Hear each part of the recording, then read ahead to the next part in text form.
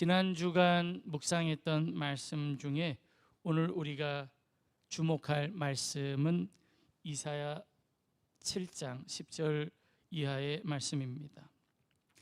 하나님께서 보이는 징조를 구하라고 말씀하셨는데 하나님의 요청에 반하여서 나는 하나님을 시험하지 않겠다고 대답한 아하스의 모습을 과연 우리는 이걸 어떤 말로 표현할 수 있을까요?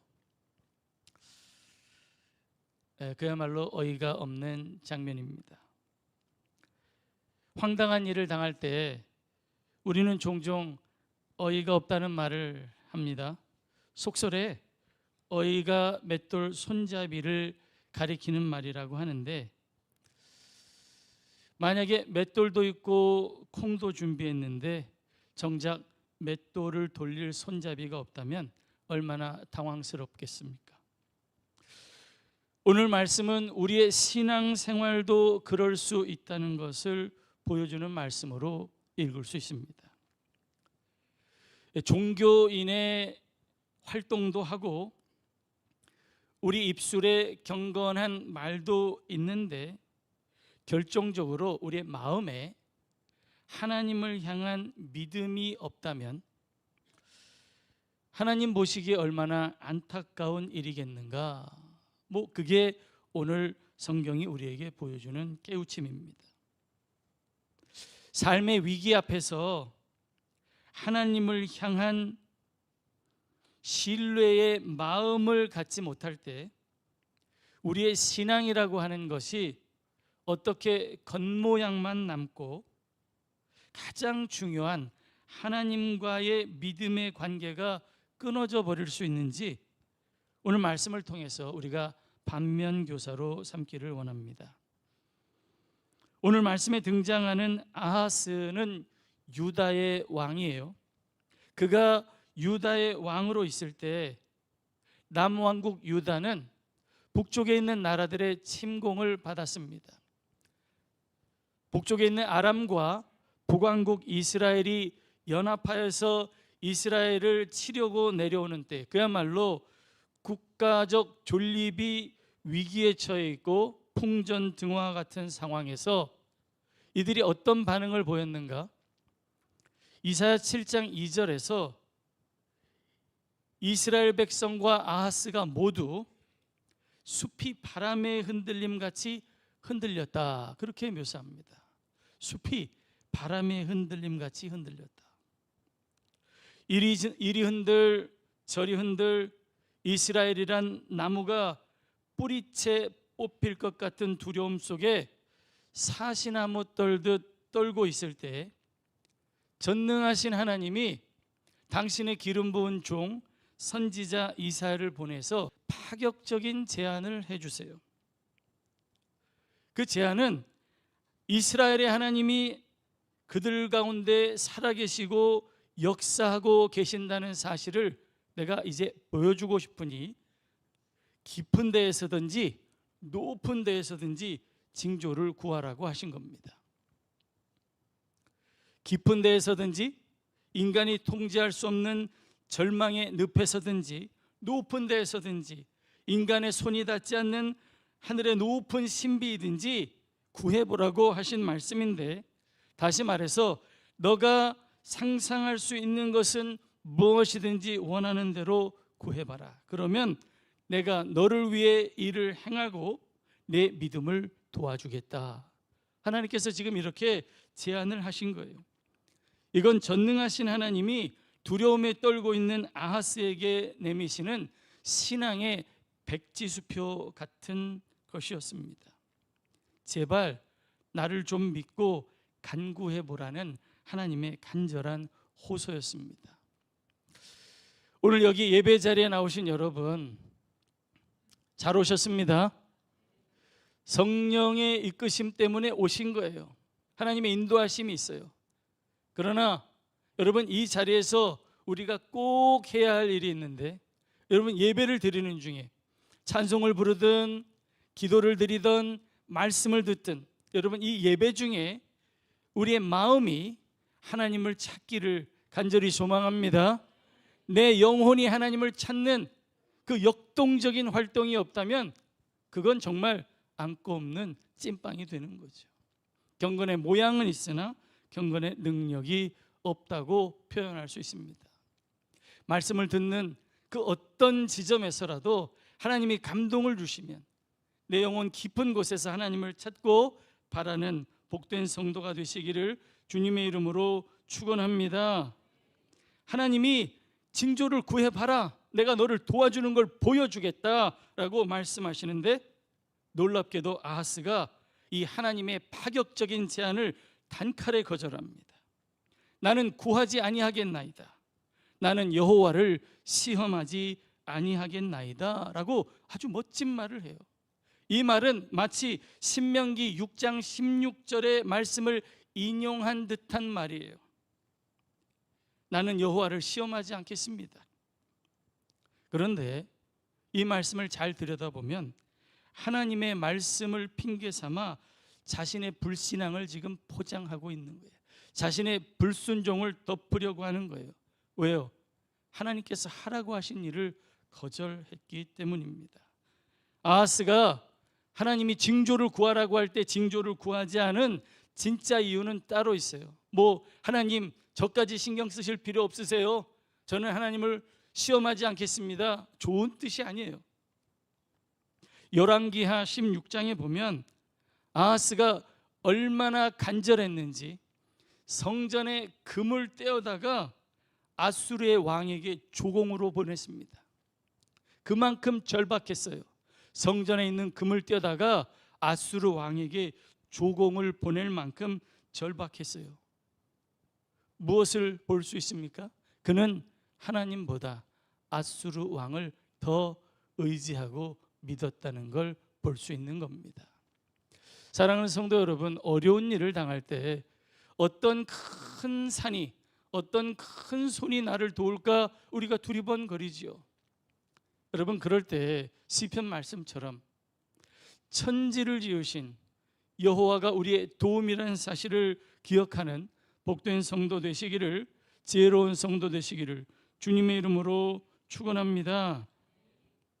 이스라엘의 전능자보다 아수르의 왕을 더 의지했던 아하스는 경건의 모양은 취했어요. 그러나 실제로 그 안에 믿음이 없는 어리석은 모습을 보여주고 있습니다.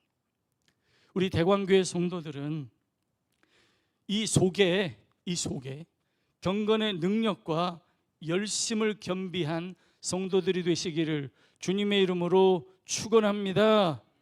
하나님의 요청을 그럴듯한 말로 거역한 아하스에게 이사야 선지자가 분노하며 외칩니다. 너희가 사람을 괴롭히고도 그것을 적게 여겨 이제는 나의 하나님을 괴롭히려 하느냐라고 말해요. 그야말로 전곡을 찌르면서 뼈를 때리는 말을 한 것인데 무슨 앙심을 품고 한 말은 아닙니다. 선지자가 하나님의 질투와 하나님의 열심을 품고 한 말일 것이에요. 왜 하나님을 괴롭히려 하느냐라고 말해요. 이것이 왜 하나님을 괴롭게 하는 일일까요? 이사야 6장부터 보면 이스라엘의 신앙 상태를 하나님께서 드러내실 때 자주 쓰는 표현이 있습니다. 그게 뭐냐면 이 백성이 보기는 보아도 알지 못한다, 그렇게 이야기해요. 하나님께서 징조를 계속 보여주시는데 그게 눈앞에서 지나가는데도 보기는 보는데 그게 무언지 알지는 못한다라고 말해요. 그러니까 보기는 하지만 진짜 보지 못한다, 이걸 계속 말씀하세요. 그런 맥락에서 보면 아하스에게 징조를 한번 구해봐라 라고 한 것은 이제 제대로 한번 구하고 똑바로 보라는 뜻이었을 겁니다. 그런데 하나님의 그 제안마저도 거절하고 나는 구하지 않겠다고 했으니 하나님이 얼마나 괴로우셨겠어요. 사람이 자기 마음대로 이 표정 내놔라 저 표정 내놔라 하는 것도 그건 정말 하나님을 시험하는 것이 될 수 있겠지만 하나님이 먼저 구하라고 제안을 하시고 요청을 하실 땐 마음에 그런 감동을 주실 땐 구해야 합니다. 괜찮습니다라고 하는 건 겸손이 아니에요. 제가 늘 말씀드리잖아요. 진정한 겸손은 하나님의 말씀을 받아들이는 겁니다. 하나님도 괴로우실까요? 하나님이 사람도 아닌데 뭐 괴로우신가요? 라고 말할 수 있겠지만 성경에는 하나님도 괴롭다라고 말하기도 합니다. 다만 하나님의 그 깊고 넓고 높은 사랑이 이 괴로움을 이기시니까 다행이죠. 이사야 6장과 7장에 보다라는 말이 자주 등장하다 그랬는데 제가 오늘 히브리어를 조금 설명하면 이게 재밌습니다. 보다라는 말의 히브리어는 라아예요. 그런데 하나님을 괴롭히다라고 할 때 쓰인 히브리어는 라아입니다. 우리나라 말로는 구분이 잘 안 돼요. 이게 히브리어의 맨 앞 글자 자음이 다른데 우리나라는 그걸 표현할 수 있는 게 리을밖에 없어서 하나는 라아이고 하나는 라아인데 하나님이 보라고 말씀하시는데 보지 않겠다고 하는 건 도리어 하나님을 괴롭게 하는 것이다. 자음 하나 다르지만 그 뜻이 완전히 다른 두 단어를 대조시키면서 우리의 신앙도 보기에는 그럴듯해 보일 수 있지만 그 속에 진심이 없으면, 믿음이 없으면 그 열매는 전혀 다를 수 있다는 걸 오늘 말씀이 극적으로 보여주고 있습니다. 하나님의 제안을 받아들이는 게 하나님을 기쁘시게 하는 거예요. 그래서 성경에서 믿음이 없이는 하나님을 기쁘시게 하지 못한다라고 말하는 겁니다. 믿음으로 기도하는 것이 하나님께 기쁨이 된다는 말씀이에요. 하나님은 우리의 믿음을 보기 원하십니다. 그래서 믿음의 눈으로 하나님의 영광 보기를 기도하라고 우리에게 거듭 요청하시는 거예요. 하나님의 영광, 하나님의 임재가 아직 보이지 않느냐? 구하라라고 말씀하시는 거예요. 얼만큼 많이, 얼만큼 간절하게 말씀하실까요? 여러분, 성경 전체가 이 요청으로 가득합니다. 제가 그 많은 것을 다 담아낼 수는 없고 하나님께서 우리에게 얼마나 간절하게 거듭 기도하라고 말씀하시는지 몇 구절을 뽑아봤는데 우리가 함께 한번 읽어봅시다. 하나님의 마음으로 이 말씀을 읽어보기를 원합니다. 소망 중에 즐거워하며 환난 중에 참으며 기도에 항상 힘쓰며 모든 기도와 간구를 하되 항상 성령 안에서 기도하고 이를 위하여 깨어 구하기를 항상 힘쓰며 여러 성도를 위하여 구하라. 기도를 계속하고 기도에 감사함으로 깨어 있으라. 너는 내게 부르짖으라. 내가 내게 응답하겠고 내가 알지 못하는 크고 은밀한 일을 내게 보이리라. 환난 날에 나를 부르라. 내가 너를 건지리니 네가 나를 영화롭게 하리로다. 아무것도 염려하지 말고 다만 모든 일에 기도와 간구로 너희 구할 것을 감사함으로 하나님께 아뢰라. 그리하면 모든 지각에 뛰어난 하나님의 평강이 그리스도 예수 안에서 너희 마음과 생각을 지키시리라. 너희 염려를 다 주께 맡기라. 이는 그가 너희를 돌보심이라. 너희 중에 누구든지 지혜가 부족하거든 모든 사람에게 후히 주시고 꾸짖지 아니하시는 하나님께 구하라. 그리하면 주시리라. 구하라. 그리하면 너희에게 주실 것이요. 찾으라. 그리하면 찾아낼 것이요. 문을 두드리라. 그리하면 너희에게 열릴 것이니 구하는 이마다 받을 것이요. 찾는 이마다 두드리는 이에게는 열릴 것이니라. 아멘. 구합시다. 큰 소리로 하든 마음속으로 하든 제가 그랬잖아요. 진심이 중요한 거라고. 구하는 거죠. 하나님께. 나는 쑥스러워서 못하겠어요. 저는 하나님을 괴롭히고 싶지 않습니다 라고 말하지 말고 구해봅시다. 그게 하나님을 기쁘시게 하는 거예요.